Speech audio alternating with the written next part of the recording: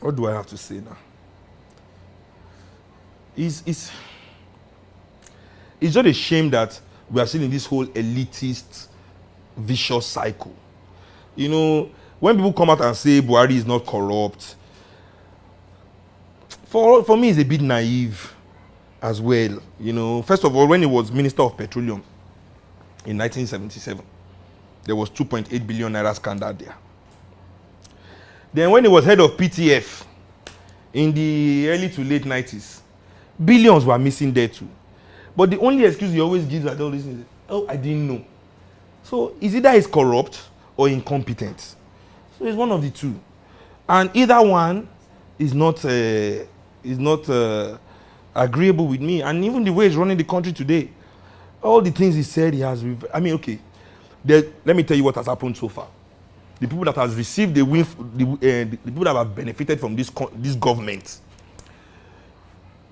they don't have any money. Nigeria is broke right now. It's all we hear. Nigeria is broke. Nigeria is broke. 48 billion to fuel marketers, money that was owed to them because they're not paying subsidy again. But they say Jonathan was owing them money. There's no money. There's no money. They couldn't say, well, you made so much money. Wait, we need to take care of the people. They pay them 48 billion. There's no money. There's no money. Electricity distributors 50 billion. You know the whole debacle of how these people bought with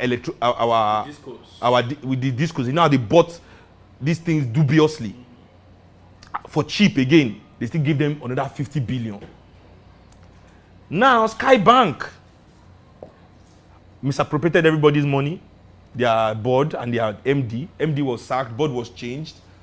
Then the government said to protect the depositors' money in the bank, they are going to have to put 200 billion in the bank. Now, in the surface, that sounds like a noble act.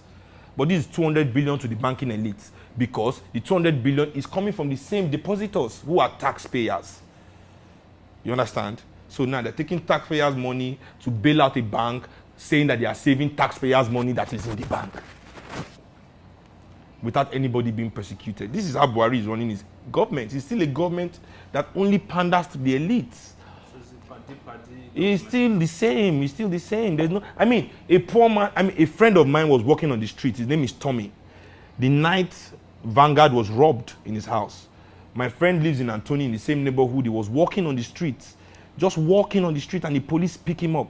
2 weeks he was locked up, beaten black and blue for a crime he didn't even know anything about. I mean, but people will steal 50 billion and then they'll be saying, oh, rule of law has to apply. They won't arrest them. They will investigate. They will take them here, take them for interrogation, release them. They say they don't have evidence. But this is but the innocent people, I mean, people are being burnt on the street for 20 naira. So where is the real shift? There's no shift really from the status quo. The FIRS, no, they found out there had been a nepotism in employment in all the top parastatals in Nigeria. CBN, FIRS, they've only been putting the sons and daughters and the cousins and nephews of the rich and influential in the good positions, and it was exposed. And Buhari came out openly and said there's nothing wrong with that. That is because these people are the most qualified. That's why they get the job. Now let's now go to the nitty-gritty of a statement like that from this president. Basically, all of you steal our money, give us substandard education, while you take your children to the best schools in Europe and America. Now you bring those children back and you give them the best jobs and say it's because they are the best at doing the jobs. Do you understand the wickedness of this kind of ideology? That we as Nigerians who cannot afford to send our children to Europe and America do not afford a better future. That's basically it.